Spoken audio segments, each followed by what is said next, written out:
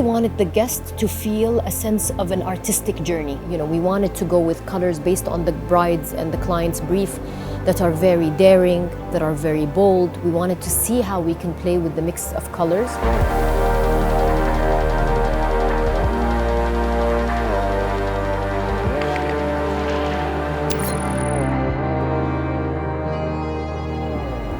The inspiration usually starts from the client. They share with us fragments and pieces of their personality. We generally tell the client to tell us what she likes in any form. It does not have to be a wedding or an event. Actually, that's exactly what we don't want. We want the client to tell us what she thinks is pretty in a picture. And then we start off by creating a main concept that we try to follow all the way throughout, by having some key details from these original concepts and from what she might actually like.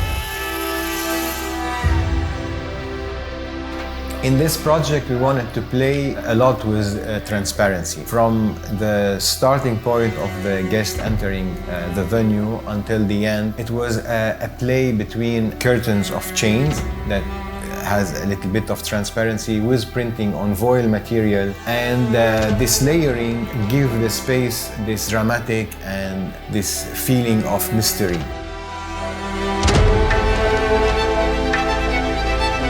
My favorite aspect of this project has to be the ceiling installation. The layering between the light boxes and the washi installation that's created by the Chinese artists creates such a depth and an enchanting feeling in the hall.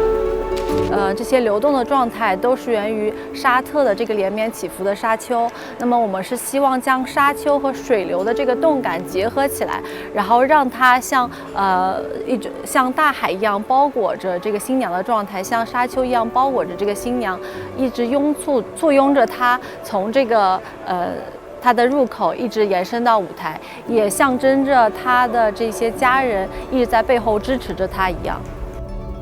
We also wanted to create an artistic movement in the ceiling. We wanted to make sure that you do feel that this washi paper was telling a story through color, through degradation, whether it's the way it's kind of each element is speaking to the other in the ceiling, and that you feel that every part or corner of the project has a sort of energy that's, you know, excelling from one corner to another.